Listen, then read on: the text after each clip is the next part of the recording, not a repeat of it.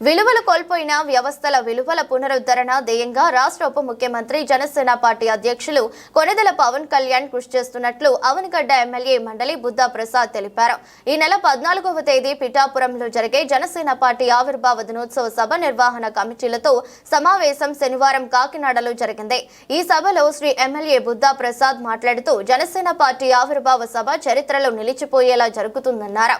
రాష్ట్ర ఉప ముఖ్యమంత్రి జనసేన పార్టీ అధ్యక్షులు కొణిదెల పవన్ కళ్యాణ్, రాష్ట్ర మంత్రి party PSC chairman Nadendla Manohar, ప్రభుత్వ విప్ ఎమ్మెల్సీ పిడుగు హరిప్రసాద్ దిశానిర్దేశం మేరకు జనసేన పార్టీ ఆవిర్భావ దినోత్సవం జయప్రదం చేసేందుకు ప్రతి ఒక్కరూ తమ వంతు పాత్ర నిర్వహిస్తామన్నారు. హనుమంతుని హృదయంలో శ్రీరాముడు ఉన్నట్లు ప్రతి జన సైనికుని హృదయంలో, ప్రతి వీర మహిళా హృదయంలో జనసేన అధినేత పవన్ కళ్యాణ్ ఉన్నారన్నారు. తద్వారా భారతదేశ రాజకీయ చరిత్రలో జనసేన పార్టీ విశిష్టమైన స్థానం సొంతం చేసుకుందన్నారు.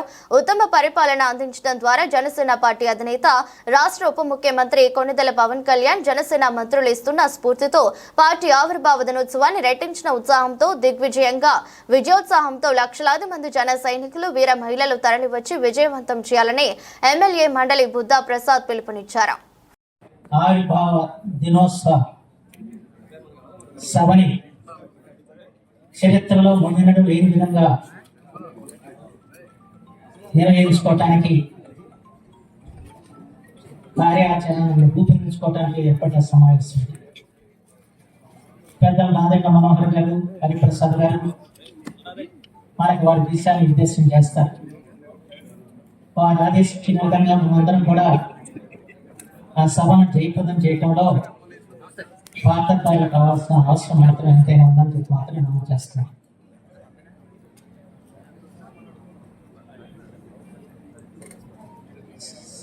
హనుమంతుడి యొక్క హృదయాన్ని చీలిస్తే శ్రీరామచంద్రుడు కనిపిస్తారంటారు. అది ఒక్కడికే హనుమంతుడికే సాధ్యమైంది.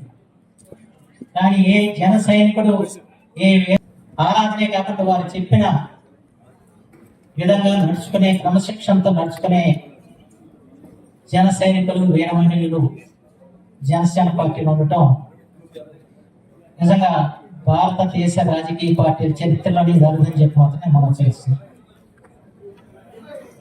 ఈరోజు ఏ పార్టీ సభ పెట్టినా కూడా జనాన్ని తరలించాలంటే అంత కష్టపడతారని మనకు తెలిసిన విషయం. అంచేత ఒక సభకి లక్షలాదిగా తరలి వస్తారు. ఈరోజు ఈ సభకి ఎంతమంది తరలి వచ్చారంటే ఆంధ్రప్రదేశ్ నలుమూల నుంచి కావాలి, తెలంగాణ నుంచి కూడా వచ్చారు. ఇది చిన్న విషయం కాదు. రేపు సభ ఎంత మహత్తరమైన విజయం సాధిస్తుందో అంటే ఈ సభ ఒక తార్కాణం చెప్పి మాత్రం అందరికీ మనం చేస్తూ, ఈ రోజున జనసేన యొక్క పాత్ర ఏంటో ఆంధ్రప్రదేశ్ రాజకీయాల్లో మీ అందరికీ తెలిసిన విషయం.